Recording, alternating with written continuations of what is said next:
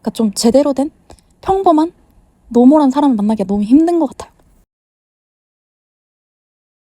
이 채널을 시작한 이래 처음으로 음성으로 고민 상담이 들어왔어요.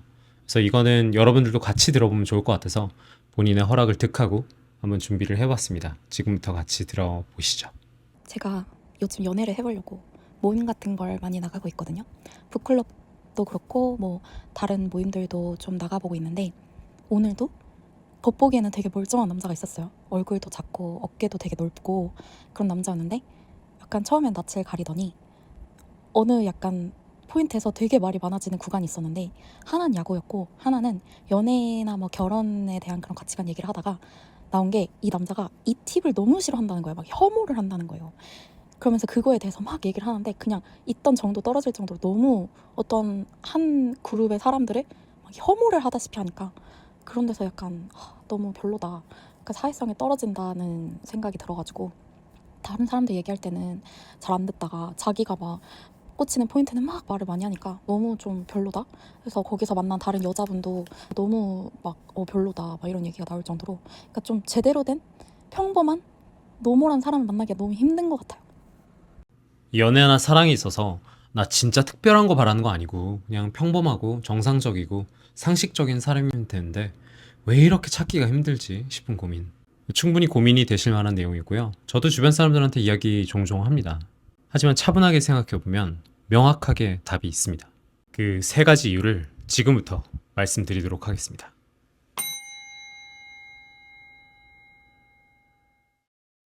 첫 번째, 평범하고 노멀한 사람은 기억에 남질 않습니다. 사연자님께서 요즘 나가시는 북클럽과 모임 같은 자리에서 사연을 보내줄 정도로 기억에 남으셨던 분이 계셨죠. 겉보기엔 멀쩡하고 얼굴도 작고 어깨도 넓다고 말씀해 주셨어요. 근데 저는 여기서부터 이분은 절대 노멀하지 않다고 생각합니다. 제 주변 사람들 중에서 얼굴 작고 어깨 넓은 사람만 필터링해도 90%는 일순간에 사라집니다. 실제 인구 통계학적으로 노멀했던 분은 아마 그날 구석 어딘가에 조용히 계시다가 집에 가셨을 가능성이 큽니다. 사연자님께서는 그분을 제대로 기억도 못하고 계실 거고요. 겉보기에 멀끔하시지 않으셨을 가능성도 있습니다. 그렇다면 스스로한테 질문을 해볼 필요는 있죠. 내가 찾는 게 정말 노멀한 사람인가? 아니면 내가 원하는 기준을 과하게 넘지는 않더라도 전반적으로 두루 충족하는 사람을 지금 노멀하다고 이야기를 하고 있는 것인가? 만약 후자라면 당연히 더 찾기가 어렵겠죠. 얼굴만 잘생긴 사람, 성격만 좋은 사람, 재산만 많은 사람을 찾기가 더 쉬운 세상이니까요. 하지만 전 그렇다고 사연자님께서 뭔가 잘못된 기준을 가지고 있다고 생각하지는 않습니다. 그래서 두 번째로 이야기해보고 싶은 거는 레드 플래그에 대한 내용입니다. 누군가를 알아갈 때, 이건 좀 쎄한데? 이건 조금 별론데? 싶은 레드 플래그가 설 때 우리는 어떻게 해야 될까요? 그리고 이 사연에서 사연자님께서 느끼셨던 거는 편견에 대한 레드 플래그였던 것 같아요. 근데 사실 사람들은 단 한 번의 경험으로도 편견을 만듭니다.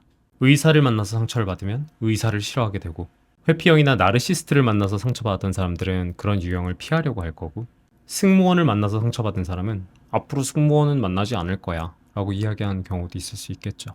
우리 사연자님께서 만나셨던 남자분은 MBTI 중에서 ISTP를 혐오하셨던 것 같네요.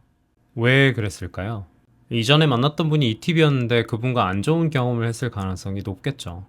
이렇게 우리는 살아가면서 부정적인 경험들을 하고 그것과 연관된 특정 집단의 사람들이나 특정 개념에 대해 부정적인 인식을 가지게 되는 경우가 있습니다.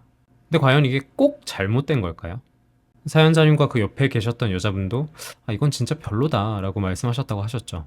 하지만 또 다른 누군가에겐 맞아요. 이 팁 진짜 별로예요 라고 이야기하면서 공감할 수 있는 내용이 될 수도 있는 부분이라고 생각해요. 예전에 다른 상담에서도 말씀드렸지만 사람마다 가치 판단 기준이 다르니까요. 그래서 사연자님께서 고민하셔야 할 부분은 이 남자 진짜 별로죠, 이상하죠 가 아닙니다. 반대로 이 팁을 이토록 혐오하는 남자를 과연 내가 감당 가능할까? 가 맞는 질문입니다. 우리가 만나는 모든 사람들은 어떤 형태로든 부정적인 요소를 가지고 있습니다. 그게 누군가에게는 절대 참을 수 없는 부분일 거고, 다른 누군가에게는 어느 정도 감당 가능한 부분이겠죠. 결국 연애는 이상한 사람을 피해가는 게임이 아니에요. 오히려 내가 감당 가능한 이상함이 무엇인가를 찾아가는 게임에 가깝다고 생각합니다. 다만 여기서 한 가지는 구분하셔야 합니다. 무언가를 싫어하는 건 개인의 가치관일 수 있습니다. 하지만 그 싫어함을 어떤 자리에서 어떤 방식과 강도로 표현하는지는 사회성의 문제입니다.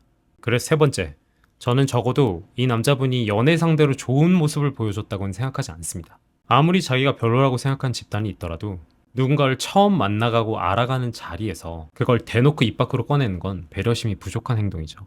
그 자리에 이 팁이 있으면 어떻게 하려고요? 근데 만약 그 사람이 자기의 천년의 이상형이면요.